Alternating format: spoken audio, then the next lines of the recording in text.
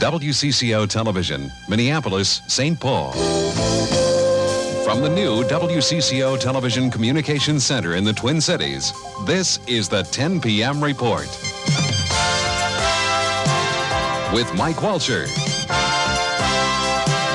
Dr. Walt Lyons, and Tom Hanneman.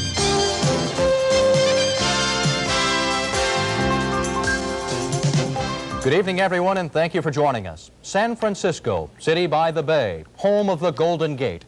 All political eyes are focused there tonight. Outside, the protests have begun as special interest groups vie for the attention from delegates and leaders. Inside, the preparations are in place, yet the hall is anything but quiet as new developments in party leadership continue to surface. For the latest, we go now to our WCCO television crew live at the Moscone Center in San Francisco. Pat? Well, good evening, Mike, and welcome to Anchor Booth 43E. For the next week, this will be our home, not to mention our window on all of the convention activity. And let us tell you that already it is giving us a view of efforts to patch some cracks developing in the Democratic Show of Unity. Pat, tonight here in San Francisco, Fritz Mondale moved again to consolidate his hold on the Democratic National Committee. But that move comes in the wake of a real firestorm created by the appointment of Burt Lance, who resigned, as you may recall, under fire from the Carter administration, as Mondale's general campaign chair. The California delegation, afraid that the Lance appointment would mean the ouster of Californian Charles Manat as chair of the DNC, was prepared to protest at the convention. That prompted Mondale chieftains to hold a frantic series of meetings to try and resolve that situation, and tonight they announced the decision. As a result of those discussions, and with the support of former Vice President Mondale, I am pleased to announce that Chuck Manat has agreed to continue to serve as chair of the DNC. But Mondale also installed former Minnesotan Michael Berman as chairman, or rather director of the DNC. Berman has been serving as Mondale's campaign manager. Nevertheless, Charles Manat seemed pleased. Let's all be together and fighting to elect our great ticket for the 1984 elections. State party chairs from around the country have been furious with the appointment of Burt Lance to a major Mondale campaign post, fearing that it would tarnish Mondale's squeaky clean image. But now Mondale has decided to keep Lance, he's decided to keep Manat, and he's decided to put his man, Mike Berman, into a major party office. The trouble is, many see this latest move as an effort to just mediate the problem that he created, leading Hart and Jackson supporters here in San Francisco to renew their charge that Mondale simply can't make tough decisions and therefore is not a good leader. But for the Minnesota delegation, this has been a day of protests, preparations, and some parties too. Well, as a matter of fact, that is exactly what the Minnesota delegation is doing at this hour, partying. The party is being thrown by Gina Moscone, the wife of the slain mayor of San Francisco, also the man for whom this convention center was named after. Our perch on the proceedings is at the north end of the hall and provides a view right onto the convention floor and also the podium. The action there will start tomorrow. Today, it was outside. It was indeed to be outside, Pat. It's hard to imagine a demonstration so large that it would fill the entire Heward H. Humphrey Metrodome 1.5 times. That not only happened once today, it happened twice. According to police estimates here in San Francisco, over 100,000 people marched in support of organized labor, another 100,000 in support of gay rights. The gay rights demonstration ended here just outside this auditorium a few hours ago, actually about an hour and a half ago. Jim Gately was with the gay rights demonstrators. He's standing by live with a report. James? Well, Skip, you know, with Walter Mondale still not in town yet, the Democrats really don't have much official business to do. So, in essence, the Democratic Convention is the perfect opportunity for any group which can draw enough attention to itself to get its message across to the Democratic Party. Thousands of gays and lesbians were telling the Democrats it's time to be fair, and some of those voices were coming from the Twin Cities. Gay and lesbian people are as much a part of the Democratic Party as any constituent group, as any other group of people who participate. Today, the diverse homosexual community spoke with one voice. These men and women want the National Democratic Party to push for additional resources to fight AIDS, the mysterious disease which is spreading throughout the gay community, and to pass more anti-discrimination laws. But not everyone at today's march was sympathetic. The Bible does say that homosexuality is an abomination in the eyes of God. Demonstrators reacted emotionally but not violently to the anti-gay message. San Francisco police kept order and the march moved on. People say that we're just friends, but we're really lesbian. Today's march was an open display of homosexuality. To some local people, it was a long-awaited celebration. It's not just going to be gays and lesbians. I mean, these are going to be people who are heterosexual who support our rights and show solidarity for the oppression that we have in our community. And it makes me proud and it makes me happy. The march ended with a rally in front of Moscone Hall, where the Democrats gather tomorrow. Since there's already a gay plank in the Democratic platform, it appears the Democrats have gotten and accepted the gay message. I must add that is the most vocal and enthusiastic rally I've ever seen. And we should say the gays say the key is, well, we have our platform plank in there. We want to see some action if the Democrats get in, or even if they don't get in, they want to see that on the local level. Pat? All right, thank you very much, Jim. Well, earlier today, several Minnesota delegates took part in a labor rally. It was held through downtown San Francisco. Police estimate some 150,000 labor activists took part in that march. Heading the 15 Minnesota labor delegates was AFL-CIO Chief David Rowe, who said his group can take part of the credit in getting Fritz Mondale to San Francisco. I think that the labor movement played a very key role in the selection of Walter Mondale. We have more delegates from Minnesota than we've ever had before to this convention. We've got more delegates from all over the country to this convention from the labor movement, so our voice will be heard.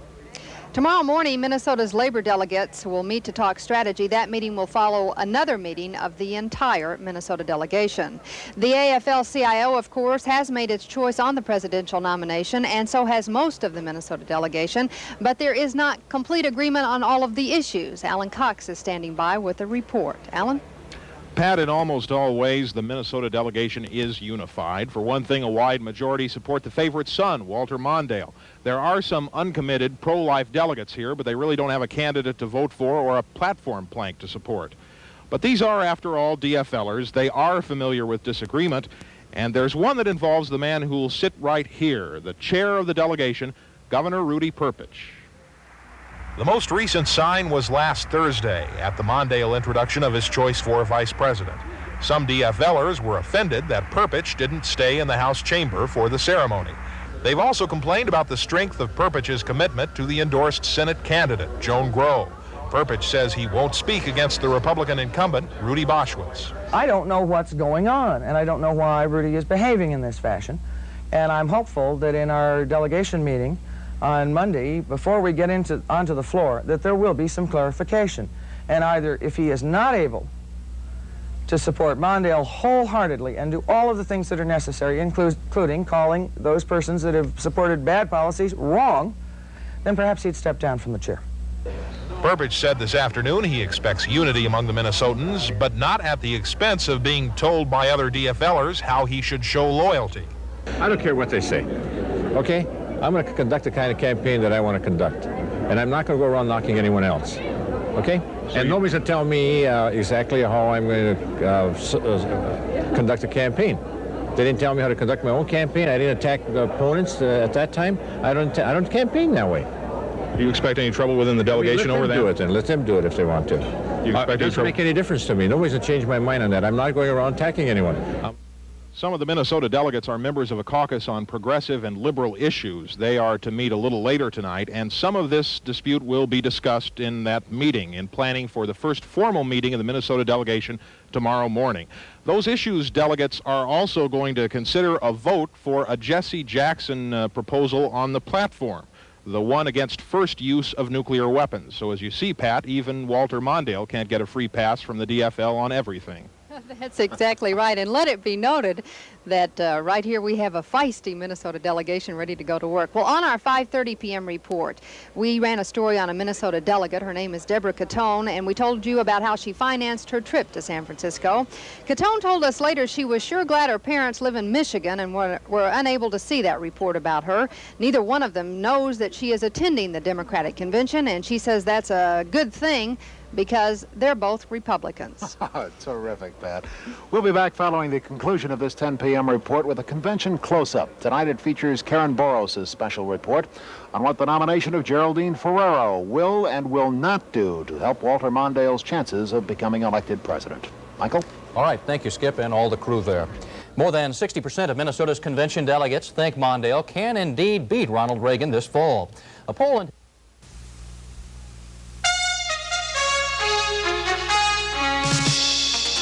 WCCO TV presents a special report in the continuing coverage of Campaign 84. From California, the Democratic National Convention in San Francisco. And now, live at the George R. Moscone Convention Center, Pat Miles and Skip Loescher with Convention Close-Up.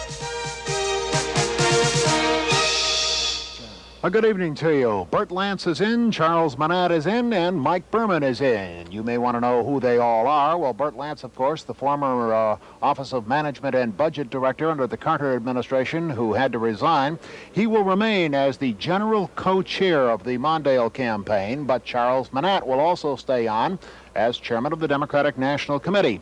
However, Mr. Manat's role may be somewhat diminished because Mondale has installed his campaign treasurer, Mike Berman, as DNC director. That's a newly created post, and Mike Berman is expected to make many of the day-to-day decisions in the party once he takes over. Patricia? Interesting, isn't it? Once again, Mondale has been able to keep them all in. And trying very hard to mediate as opposed to split. Well, wouldn't you think, Skip, that the Minnesota delegation would be all smiles and complete unity? I mean, here we are at this convention just about ready to nominate, of course, Minnesota's native son, Walter Mondale. But it's not necessarily the case. As a matter of fact, there is a modest controversy brewing between some feminists in the Minnesota delegation and Governor Rudy Perpich. The feminists say that Governor Perpich has not been strong enough in his support of Senate candidate Joan Grow. They also fear that he may not be supportive enough of the Mondale-Ferraro ticket. Perpich told us this afternoon that he is a good Democrat and that no one is going to tell him how to campaign. And there was also some controversy in the Wisconsin delegation. Most of the delegates were won by Walter Mondale, even though Gary Hart did win a beauty contest there. And the Hart people are still clinging to a thin hope that somehow Hart could take the nomination away from front-runner Mondale. However, the Hart supporters are realists, too. They say they are prepared to support the ticket the convention picks, and that's likely, of course, to be Walter Mondale and Geraldine Ferraro. Patricia, they are still making final preparations here in this convention hall for tomorrow's opening gavel, but thousands of Minnesotans today, or not Minnesotans, thousands of people with a number of Minnesotans joined them, a couple of large demonstrations on the streets of San Francisco. Police say that upwards of 100,000 labor activists paraded through the city today, showing their importance to the Democratic Party. 1/4 of the Minnesota delegation is labor-oriented, and at least 16 Minnesotans were in today's march. The Minnesota contingent headed by AFL-CIO State Chairman David Rowe. Endorsing Walter Mondale early, of course, has paid off handsomely for labor. Rowe told us that the U.S. labor movement has never been stronger in the Democratic Party. And this afternoon, up to 100,000 gays also marched through the heart of San Francisco to the Moscone Center. There were 4 Minnesota convention delegates among those marchers. It was a peaceful demonstration, the gays pushing for civil rights and for more help to fight AIDS, the plague of the gay community. The Democratic Party platform does contain a plank supporting non-discrimination against gays. In just a couple of seconds or two, we'll be back here at the Moscone Center with Karen Boros and her special report on the impact of Geraldine Ferraro's candidacy on this convention and on Fritz Mondale's chances this fall. Stay with us.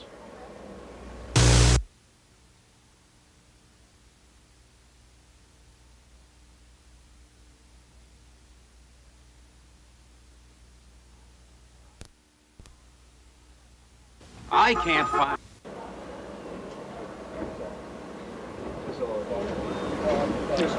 The always cautious Walter Mondale surprised the political world last week when he named Geraldine Ferraro as his running mate. It was, to say the least, an unusually bold move for the former vice president. The question being asked, though, in San Francisco right now is, will it pay off this fall? Our Karen Boros tried to find some answers in tonight's close-up report. Walter Mondale's staff was surprised, not by his choice of a running mate, but by the enthusiasm that greeted that choice as they embarked on a campaign trail through unexplored political territory.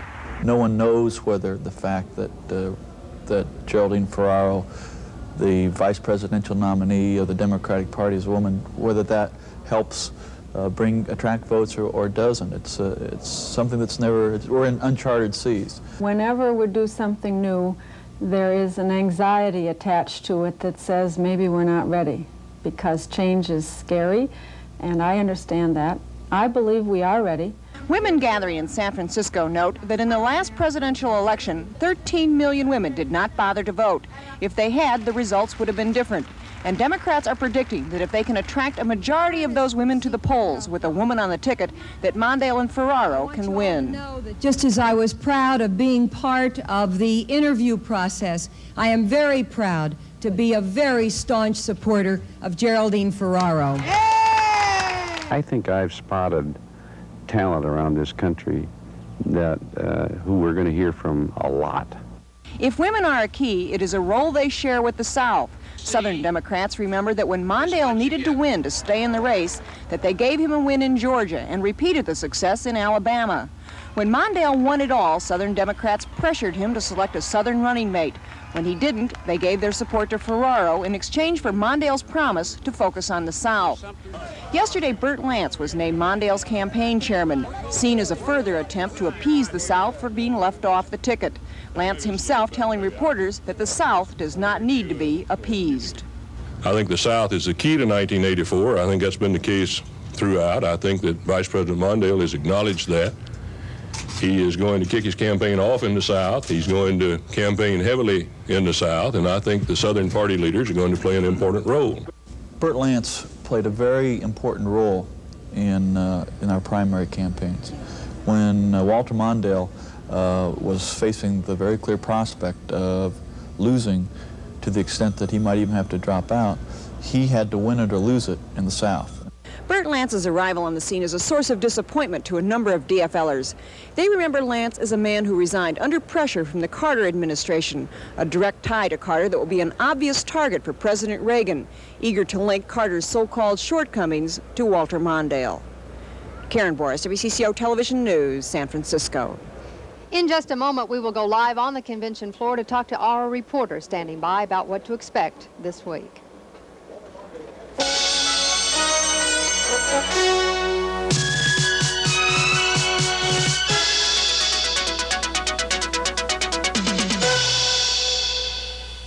Quality.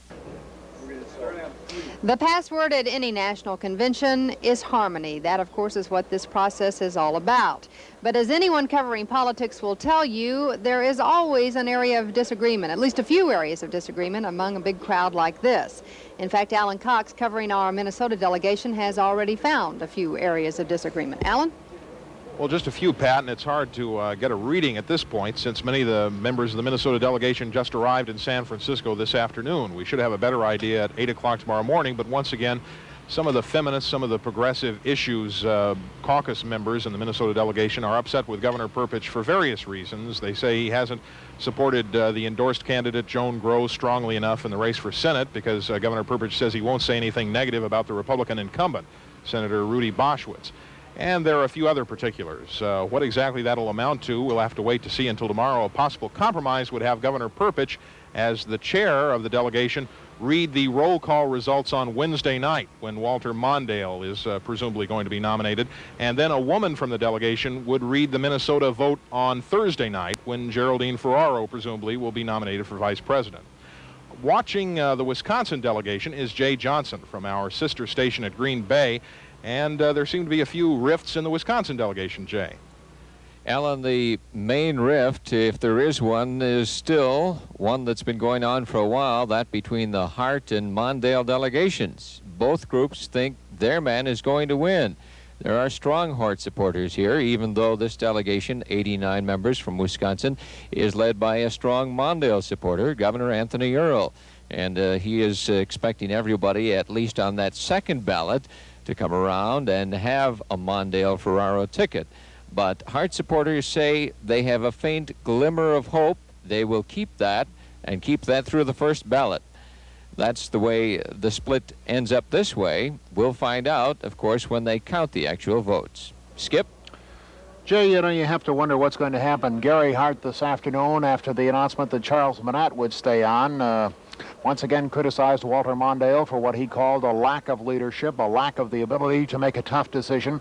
Earlier in the week, it was all praise for Mondale with the Ferraro announcement. Then the Burt Lance situation stepped in, the Manat controversy, and now Mike Berman's appointment tonight. Karen Boros and Jim Gately are on the convention floor. They've been covering Mondale and that situation. Karen, what do you think it all means? Well, what delegates are saying is that they are disappointed, as I said earlier, with Lance's appointment, and they are also talking about, some of them switching over to be Gary Hart delegates. The Gary Hart people are not, I should say, discouraging this move. They are they are actively looking at people who might be dissatisfied. So far, we've got no reports of large blocks or even small blocks of delegates making the switch based on the Burt Lance decision. I talked to San Francisco Mayor Dianne Feinstein this morning. She told reporters after meeting with women Democrats that she supports Charles Minot, which is not surprising. He is from California. She points out that he took over the party when it was in disarray after defeat, that he went to work and got some money raised for the party. The party is now in good shape going into this election, and she would support Minot, which would seem to put Walter Mondale in a no-win situation. But this afternoon, with naming Mike Berman as a party director, whose role seems unclear, but those of us from Minnesota who have seen Berman operate before would have to say that the unclear role can also be interpreted as major role. So perhaps, there has been criticism of Mondale not making decisions, but in retrospect, he's made some pretty tough decisions in the last couple of days. Jim Gately, I guess, what is your view? What are you hearing on this? Well, I think overall the Lance decision is a great decision if you're a Republican. I think election year politics, especially election year politics, are based on impressions, and Burt Lance brings a negative impression. He was all but run out of Washington a few years ago on charges of conflict of interest, and now when Republicans and others look at who Mondale picks for his close advisors, you get a guy who has run out of town. Pat, I don't think it's too good a move for the Democrats. Let me ask you this, Skip. You know Berman. Yes. We have a position here that is new, as I understand it, Director of the DNC is, as I understand it, a new position, yes. Do you see this as an important position, one that he is placing his man into, to in effect take some of that power away from Minot? Oh, I think it is clearly designed, at least in my own mind, and I have no confirmation of this from Mondale, but clearly in my own mind, it's designed to leave Minot in the position where the California people and the others who support Minot will be pacified, give Berman a job where he can make the day-to-day decisions, and in effect make Minot a titular head of the party. Yeah, I think Mike Berman is clearly going to be in a major role within the DNC. All right. Well, of course, all of this coming up this week. When we got out to San Francisco, we heard there could be a lot of monkey business at the Democratic convention. And yesterday, in fact, as we were driving along the freeway coming back from the airport meeting the Minnesota delegation, we were not then surprised to meet this gorilla who was on the road. He seemed friendly enough to us, and of course it was a pleasant day for a drive through the Bay City. But you know, Skip, I couldn't help but think, gosh, Toto, we're not in Minnesota anymore. You're right. And there'll be a lot more monkey business before this convention in San Francisco is over. And we'll be around to tell you all about the monkey business, 5, 6, and 10 o'clock, as well as a convention close-up at 10:30 every night. For Pat Miles, Jim Gately, Karen Boros, Jay Johnson, Alan Cox, and all our crew, good night from San Francisco.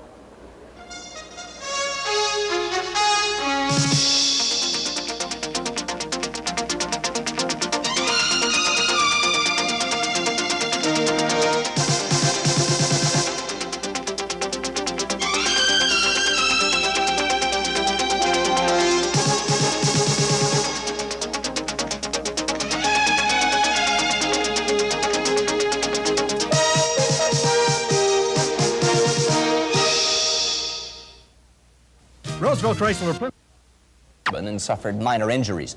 The rest of the passengers boarded another flight to the Twin Cities. Dave? In San Francisco tonight, the first full day of the Democratic National Convention is coming to an end. It's been a day of division within the Minnesota delegation, but a night of showmanship on the convention podium. Skip Loescher and Pat Miles are in the convention hall. Well, Dave, talking all about your weather, the sun has been shining here in San Francisco, and that's exactly what the Democrats wanted. They also wanted to shine tonight. They had the national spotlight, of course, on their convention with the networks all covering the convention going on tonight, the first day. So, of course, they wanted to project here an image of unity and not one of any kind of division or anything else troublesome. Fritz Mondale called on his friend and rising star in the Democratic Party to help him with this big show of unity and also electricity here, put some electricity into the delegates. It was quite a night, Pat. The Democrats, as you mentioned, did try to project some unity and some enthusiasm with events both at a San Francisco hotel and on the podium in back of us at a Hilltop Hotel, Nob Hill to be exact. Fritz Mondale meeting at this hour with Gary Hart and Jesse Jackson to work out the remaining differences between them. That is something of an unprecedented thing to have happened before Mondale actually received the nomination. But it was also a parade of celebrities and political stars that took the podium and were on center stage here at the convention. The 86 Minnesota delegates hearing from John Forsyth and Robert Guillaume talking about the spirit of America. They heard songs, too, from Carly Simon and speeches from Mayors Ed Koch and Dianne Feinstein. Reminiscent of 4 years ago, there was Jimmy and Rosalind Carter, former president and his wife, giving their praise to their former vice president, Fritz Mondale. Skip, Fritz Mondale, as I mentioned, had called on his old friend and at one time a possible vice presidential choice, the governor of New York, Mario Cuomo, to put some real electricity into tonight and to talk to the delegates about unity as he delivered the keynote speech. Now, the speech dealt mostly with unity as the new governor called on delegates to put aside their individual interests and work together to put together a unified platform and a unified party for the American public. Proudly singing out. Sitting with the Cuomo family during the speech was Joan Mondale, and of course, I have heard, Skip, the two families have become very, very close friends during all of this. Fritz Mondale is counting heavily on Cuomo to campaign for him this fall, and indeed, he's a pretty good speaker. I would guess that's a pretty good move by Mondale. The featured performance, of course, will be by Walter Mondale, but he is yet to arrive on this convention floor. Mondale is in San Francisco. Our Jim Gately, who is on the convention floor, has been following his activities. We'll have a report from Jim a bit later on. And Alan Cox will have the latest in his efforts, and the efforts, rather, by pro-lifers in the Minnesota delegation to hammer their plank into the party's platform. And we'll return with both of those reports in just a bit. All right. As the Democrats meet, the Republicans are gloating over the economic news that was released today. We'll look into that story, and we'll compare the campaign war chests of Minnesota Senate candidates in just a moment on the 10 p.m. report. Here on The theme appears clear. If the Democrats want to take one thing with them when they close their national convention, it is unity. Tonight, there was a high-level meeting to bring the separate wings of the party together. Skip Loescher and Pat Miles are live in San Francisco with the story. Pat? Well, Don, that's an interesting point you bring up. There was supposed to have been a meeting between Walter Mondale, Jesse Jackson, and also Gary Hart tonight. I say supposed to have been a meeting because for some reason the meeting has either been postponed or called off. We are not sure which at this point. Reporter Karen Boros is standing by at the hotel tonight trying to determine exactly what has happened. If we hear back from her, we will be sure and let you know exactly what's going on there. Well, earlier, Jesse Jackson had said that he did want to meet with Walter Mondale. He was concerned, of course, about the fairness issue. He says he's upset that he captured 18% of the popular vote during the primaries that were held across the country, but only 7% of the delegates. And he wants Walter Mondale to help push for reform in the party to change all of that. Jim Gately has been covering Walter Mondale today. He is standing by on the floor with a report for us. Jim, is it likely that when the two do meet, Jesse Jackson and Walter Mondale, that they will be able to work out their differences? Well, they both have something to offer each other, Pat. In fact, you have to even throw in Gary Hart in the mix because Walter Mondale needs the support of both those people. He can go it alone, but he would much rather, and he needs the support in earnest. And Hart and Jackson do have something to offer. Hart has shown that he can appeal to young people, and Jackson has shown that he can appeal to blacks. And also, Jackson has planned this massive voter registration drive, so Mondale could certainly use these two candidates behind him, actively supporting him, not just mouthing it, shall we say. In fact, Mondale addressed this candidate unity question at his afternoon news conference. Exciting. Mondale says there's no set agenda for his meeting with Hart and Jackson, just his desire for peace. I think we're all anxious to have a successful convention that tells the message of this renewed and strengthened Democratic Party and what our plans are for our future, and brings about a unified convention. And that unity is almost a must because it's been years since a candidate won the presidency after a divided national convention. As far as the issues are concerned, the specifics were missing. The most important thing is to have a program and an approach that appeals to all Americans, including black Americans. We want Mondale's day began on a high note at his first public appearance. He was warmly received at a downtown rally where he again stressed what is becoming a major campaign theme. I have picked a superb running mate. It is becoming more clear each day that the Ferraro factor is going to be a major factor in this upcoming campaign. And Pat, I think one thing we should stress tonight, Mondale does need the support of Hart and Jackson. However, the longer Hart and Jackson hold out or create problems to delay anything, the more attention Hart and Jackson bring to themselves. And let's face it, that's also a definite factor. Pat?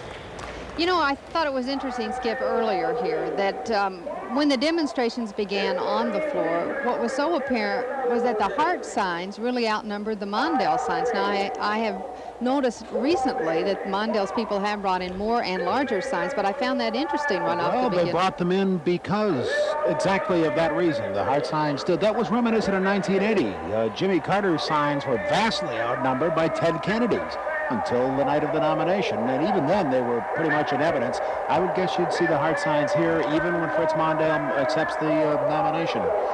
In the Minnesota delegation today, Pat, the feminists won one, and Governor Rudy Perpich lost one. He resigned as chairman of the delegation.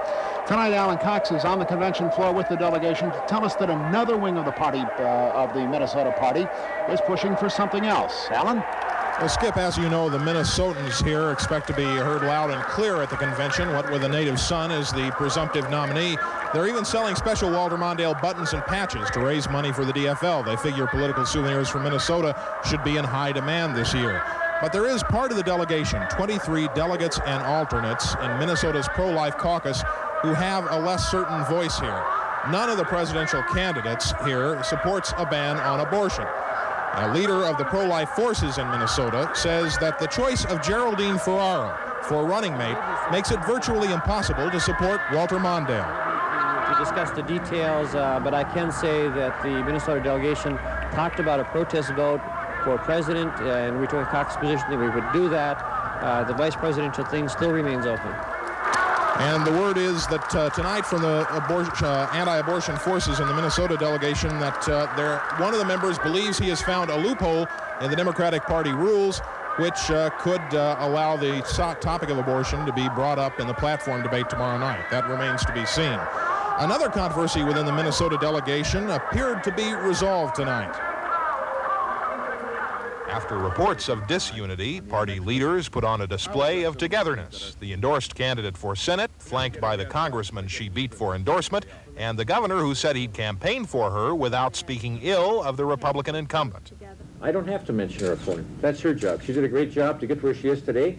And in fact, during the primary, and I'm sure I can prove that with the two people standing here, what I kept saying over and over is, don't attack each other, just go ahead with your own program.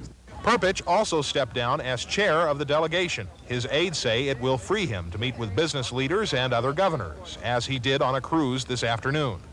Minnesota delegates had their own cruise this morning, a chance to see San Francisco Bay, shrouded in its usual fog. There were mostly calm waters in the opening Minnesota caucus, just warnings to hold on tight to credentials. They've been snipped off necks, ripped off necks. I mean, people want to get in that convention center, and let me tell you, credentials are tough to come by. Along with their credentials, many Minnesota delegates tonight are wearing blue ribbons around their arms. It's a symbol of support for the nuclear freeze. Skip? Alan, don't you have to wonder just a little bit if Rudy Perpich can't remain on as chairman of the Minnesota delegation? How in the world does he expect the rest of the Governors Association to pick him as their chairman? I'm not sure how well known it is that Governor Perpich has been involved in this controversy in the past couple of days. And the Governor Perpich is, of course, already the head of the Midwest Governors Conference. So I think he remains pretty hopeful. He's going to be doing his own politicking in the days out here in San Francisco. Thank you very much. What you hear in the background, friends, is not Alan Cox warbling. It is indeed Roberta Peters doing God Bless America. I wish Alan sang that well, but unfortunately none of us do. We may be singing before it's all over. Well, we will be here after tonight's 10 p.m. report with the convention close-up on Walter Mondale's image in the wake of the Burt Lance controversy. So stay with us for that. Back to you, gentlemen. There would probably be news to Skip and Pat, but the Democrats can't take credit for all the crowds gathered in San Francisco today. Hundreds turned out to watch a runner carry the Olympic torch across the Golden Gate and through the city. Why would anybody watch a runner when political history is being made? I can see Walter Mondale on TV. He's not really the greatest thing in the world, but the Olympic Games are pretty interesting. Why are you here rather than there? Probably because I'm a Republican. Which is reason enough, I would guess. The Olympic torch will arrive in Los Angeles in a few days. In a moment on the sports scene, Mark Rosen with the details of the Twins' loss in Baltimore and introduces us to a most unconventional member of the Minnesota Viking cheerleader squad.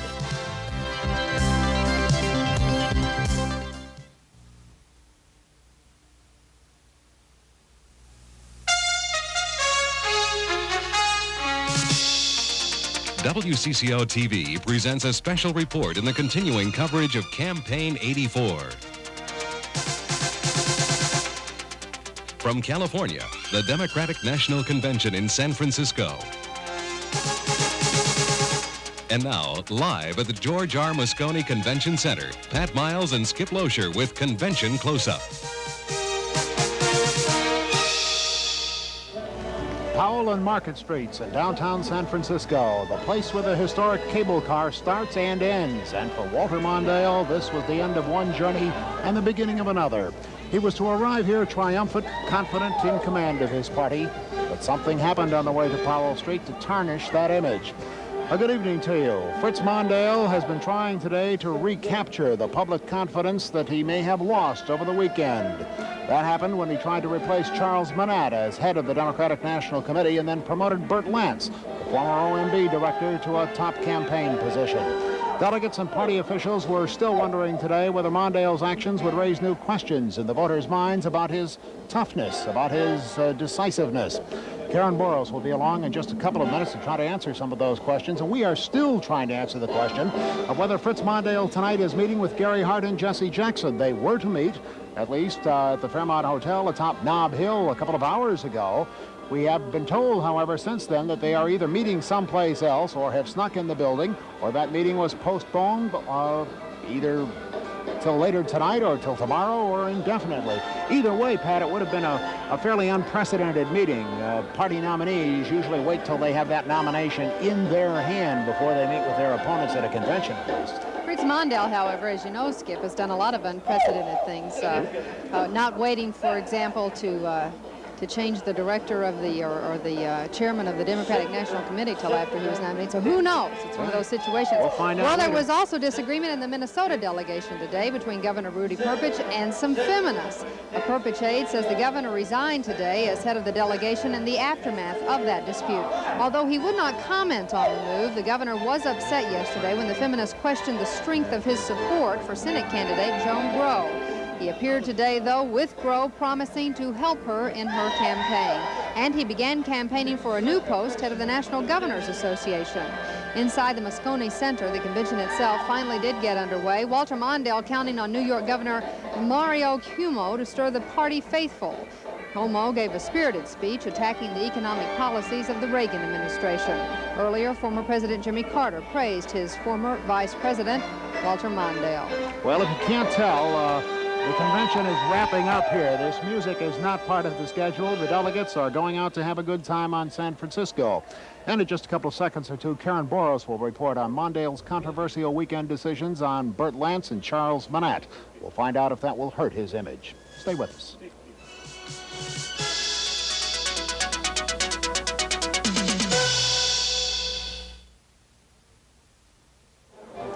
The ever-important factor, momentum. Fritz Mondale's has been both up and down over the last couple of days, from praise for the Ferraro announcement to criticism over the Burt Lance and Charles Manat affair. The question now is, can those problems be fixed, at least in time to put that campaign on a steady course for the fall elections? Our Karen Boros reports. Mondale told reporters that his on-again, off-again firing of DNC Chairman Charles Manat was regrettable. I will concede that this was not handled very well for two reasons. One, it wasn't, and two, it's obvious it wasn't. Mondale said that keeping Manat on, along with the addition of longtime Mondale advisor Mike Berman to the party structure, was a satisfactory solution, resolving a dispute that the campaign did not need at this time. I think it was an embarrassment to Chuck Manat, which I regret. And so we moved as swiftly as we could to work out an arrangement that was fair to Mr. Manat, used his talents to help win this election, and gave me what I needed in terms of the political and administrative supervision of the Democratic National Committee. Earlier, Manat told reporters that his first clue that change was coming came last Thursday when Mondale told him the future was in the South, but made no mention, according to Manat, of a possible ouster or replacement by Georgia's Burt Lance. Saturday, Lance met with Mondale amid rumors that he would replace Manat and emerged instead as campaign chairman. Sunday, Manat and Mondale agreed Manat would stay on, and Monday, Manat praised Mondale's ability to make quick decisions. Oh, he very much can make a decision. Geraldine one day, Bert the next day, myself the next day. We've had 3 big selections in 4 days, so I think it's very decisive and really adds now to the positive momentum we'll have for the convention. Manat's vote of confidence for Mondale was not unanimously reflected by Minnesota delegates, some of whom questioned his ability to stand up to pressure groups, noting he was pressured to add a Southerner and added Burt Lance, pressured by Western Democrats to keep Manat, and did. For his part, Governor Perpich praised Mondale for his ability to reconsider the Manat decision. That's a good quality in a person. I mean, you go to a decision and then you hear from many people, and if you figure, hey, we have to make some adjustments, you make them. He's not hard-headed and decides, hey, I made a decision, that's it. Perpich was not without a complaint, noting that the Mondale campaign was on a surge 5 days ago when Geraldine Ferraro was added to the ticket, but the events of the past 4 days have effectively replaced that as a topic of conversation among delegates, which could be a campaign mistake by a campaigner old friends say rarely makes a mistake. As a politician, I don't think he has any equal in this country as a politician. He, in my judgment, is the best political campaign organizer that politics has ever seen. The head of the Democratic Congressional Re-Election Committee told reporters that the saga of Lance, Manat, and decision-making, in his opinion, has little interest beyond the inner circle of delegates and reporters, and that, quite frankly, he wishes the story would die, and predicted that whatever scars are inflicted will heal once the convention gets down to the business of nominating Mondale and Ferraro. Karen Boris, WCCO Television News, San Francisco. And in just a moment, we will talk to Jim Gately about the Mondale campaign and some of its problems.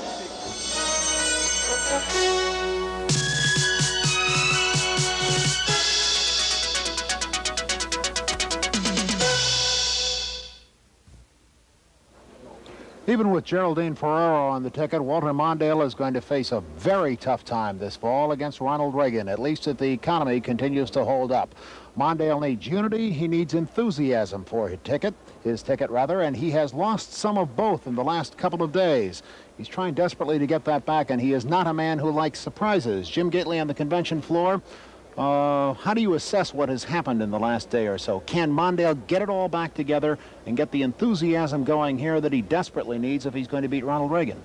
I think he can, Skip. I think it's so early in the campaign right now, but I think the Hart-Jackson business is kind of symbolic. Hart and Jackson are still hopeful. However, they may be pipe dreams, they are pipe dreams, but they are still hopeful. And every time they see Mondale make a mistake, sort of an indecision, like over this whole Manette thing, they start to back off and really get a little tough to negotiate with. Let's look at this Charles Manette thing. How many people do you think are sitting at home and saying, you know, I think that Charles Manette does a heck of a job with the Democratic National Committee, and because of that, I'm going to vote for Mondale?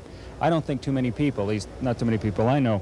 And I think every time Mondale does something like that, he's got more problems. If he were strong, if he were really running the question here, running the convention rather, then he would be in control and they would have to come to him. Now he's stumbling a little bit, and as a result, Hart and Jackson are digging in, and it's just tougher for him. But there's plenty of time left to recoup and go on, so it's really too early. Jim, let me interrupt you for a moment. Sure. If the meeting between Hart and Mondale and Jackson that has been ballyhooed here tonight doesn't happen, what is that a sign of? Well, I think it's a sign that they're still hopeful. I mean, Gary Hart, I was standing down here last night, and Gary Hart said he can still win. The batteries must be weak in his calculator because the figures aren't there. But he's going to hang in there, and Gary Hart is going to be around for a long time. He could be back here in 4 years in another convention if Mondale doesn't win as the nominee. That's interesting, because my sources are telling me that it was Hart and Jackson who pressured Mondale into that meeting, into agreeing to it in the first place. My guess is then, if that's true, and I don't think any one of us know for sure right now, is he simply reacting against that pressure? He could be that. It'll be interesting to see, Skip.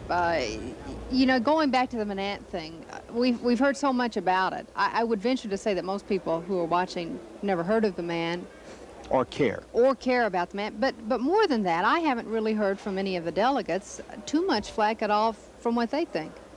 My guess is that is not a long-term crushing problem. Wouldn't think so. Well, leave it to the Minnesota delegation, of course, to come up with something to argue about, and Yep. they have come up with their own brewing controversy. In fact, as it turned out today, Governor Rudy Perpich has resigned as head of the delegation. Alan Cox has been covering that flap. He is standing by on the floor to give us an update on it. Alan, what exactly was it all about anyway?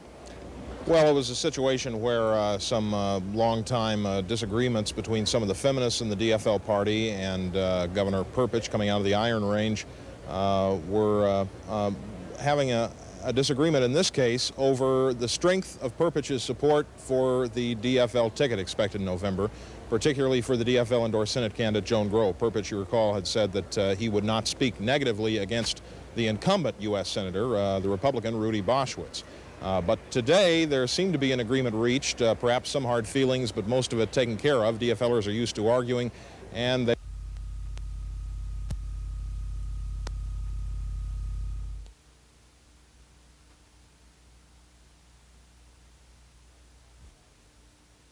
I'd like to apologize for our temporary problem with our satellite uplink to San Francisco and the Moscone Center, but we have those things repaired now, and we rejoin our special programming with Skip Loescher at the Convention Center. Skip? Thank you, Don. Needless to say, technical things do fail occasionally, and I still have the feeling the pictures shouldn't fly through the air, but this is television after all, and they continue to. The Minnesota delegation manages to come up with a problem, at least the DFL delegation. Every single national convention, even if there's nothing to fight about, they find something. Well, you know, Skip was talking about the problems that Governor Rudy Perpich and the delegation are having, but, you know, the fact of the matter is that Rudy Perpich has always separated himself, at least to some extent, from party politics all the way down the line. Well, he's at least a maverick Democrat. He is a maverick, and as he says and did say yesterday, I'll politic, but I'll do it my own way. Well, let's leave everyone with this story. While the politicians here are screaming and the media people are all calling for their shots, we did find at least one sane voice in the Moscone Center this afternoon. We would like to introduce you to Lonnie the Shoeshine Man. He's a guy just doing his job here. Lonnie works in New York at CBS. He was flown here by the network to fix up the feet of the likes of Ed Bradley from 60 Minutes. But don't think Lonnie discriminates against ABC or NBC. All of the They're networks all have welcome. been here to get their shoeshine since I've been here. And Skip, with the prices around San Francisco, for $1, Lonnie Shoeshine could be the best deal in town. Hey, that's not bad. And if you look at my shoes, they could really use something. Thanks, Pat. That's it for tonight from San Francisco. We'll be back tomorrow at 5, 6, and 10, and then again with the convention close-up following the 10 p.m. report. In the meantime, good night from San Francisco.